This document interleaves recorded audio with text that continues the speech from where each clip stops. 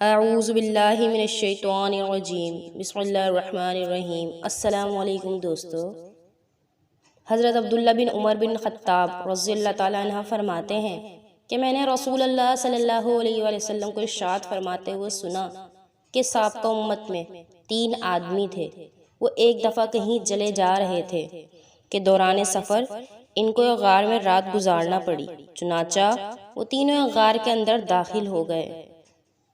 تھوڑی ہی دیر کے بعد پہاڑ سے ایک بڑا پتھر سرکا اور اس نے آ کر غار کا منہ بند کر دیا۔ سب کہنے لگے کہ اس پتھر سے نجات اور خلاصی کی یہی صورت ہے کہ ہر آدمی اپنے نیک اعمال کا اللہ تعالیٰ کے سامنے وسیلہ پیش کر کے دعا کرے۔ چنانچہ ان میں سے ایک آدمی نے یوں دعا شروع کی کہ اے اللہ، میرے بوڑھے ماں باپ تھے، میں نے ان سے پہلے اپنے بچوں کو دودھ نہیں پلایا تھا۔ ایک دن میں درختوں کی تلاش میں دور نکل گیا۔ جب شام کو واپس آیا تو وہ دونوں سو چکے تھے۔ میں نے ان کے لیے رات کا دودھ دوہا۔ جب ان کی خدمت میں لے کر حاضر ہوا تو وہ سوئے ہوئے تھے۔ میں نے ان کو جگانا پسند نہیں کیا اور مجھے یہ بات بھی اچھی نہ لگی کہ ان سے پہلے اپنے بچوں کو دودھ پلاؤں۔ چنانچہ میں اسی حالت میں دودھ کا پیالہ میرے ہاتھ میں تھا اور ان کے بیدار ہونے کا انتظار کرتا رہا، یہاں تک کہ ساری رات گزر گئی اور صبح صادق ہو گئی اور میرے بچے میرے قدموں میں بلبلاتے رہے۔ پھر جب وہ بیدار ہوئے تو انہوں نے دودھ نوش کیا۔ اے اللہ، اگر میں نے یہ کام تیری رضا جوئی کے لیے کیا تھا تو اس پتھر کی وجہ سے جس پریشانی میں ہم مبتلا ہیں اس کو دور کر دے۔ چنانچہ وہ پتھر تھوڑا سا ہٹ گیا، لیکن ابھی بھی اس سے نکلنا مشکل تھا۔ پھر دوسرے آدمی نے یوں دعا کی، اے اللہ، میری ایک چچا زاد بہن تھی، وہ مجھے بہت پسند تھی۔ ایک روایت میں یہ الفاظ ہیں کہ میں اس سے اس قدر محبت کرتا تھا جس قدر کوئی مرد عورت سے محبت کرتا ہو، بلکہ اس سے بھی زیادہ۔ ایک دن میں نے اس سے برائی کا ارادہ کیا، وہ نہ مانی، حتیٰ کہ وہ قحط میں مبتلا ہوئی تو میرے پاس آئی، تو میں نے اس کو 120 دینار اس شرط پہ دیے کہ وہ مجھے برائی کا موقع دے گی۔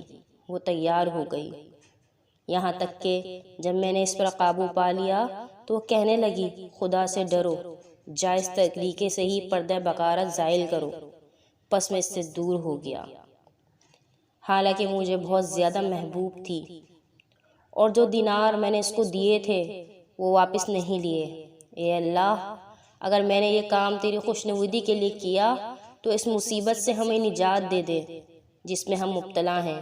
چنانچہ وہ پتھر مزید اپنی جگہ سے ہٹ گیا، لیکن ابھی بھی اس سے نکلنا مشکل تھا۔ پھر تیسرے آدمی نے یوں دعا کی، اے اللہ، میں نے چند مزدور اجرت پر رکھے تھے، ایک آدمی کے سوا سب کی مزدوری میں نے ادا کر دی۔ وہ آدمی جس کی مزدوری میں نے ادا نہیں کی وہ اپنی مزدوری چھوڑ کر چلا گیا۔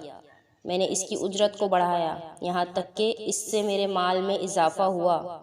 پھر ایک عرصے بعد وہ آیا، اس نے کہا، اے اللہ کے بندے، میری اجرت مجھے دے دو۔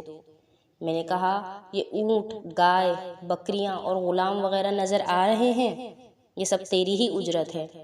اس نے کہا، اے اللہ کے بندے، میرے ساتھ مذاق نہ کر۔ میں نے کہا، میں تیرے ساتھ مذاق نہیں کر رہا۔ چنانچہ اس نے وہ سارا مال لیا اور سارے جانور ہانک کر لے گیا، کوئی چیز نہیں چھوڑی۔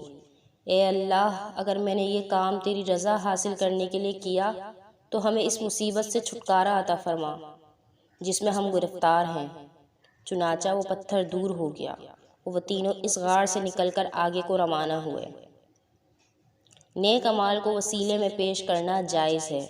اس حدیث سے والدین کے ساتھ حسن سلوک اور ان کی خدمت گزاری کی فضیلت معلوم ہوتی ہے۔ نیز معلوم ہوا کہ ان کو دوسروں پر ترجیح دینا بھی فضیلت کا کام ہے۔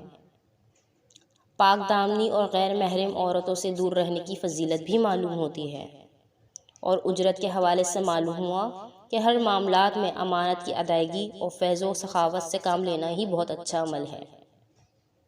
آپ کو میری ویڈیو اچھی لگے تو اسے پلیز پلیز پلیز لائک کریں اور شیئر ضرور کیجیے گا، اور اس طرح کے اسلامی واقعات اور سبق آموز واقعات کے لیے پلیز میرے چینل کو سبسکرائب کر دیں۔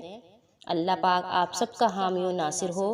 مجھے اور سب کو اپنی دعاؤں میں یاد رکھیے گا۔ اگلی ویڈیو میں ملاقات ہوگی۔ اللہ حافظ۔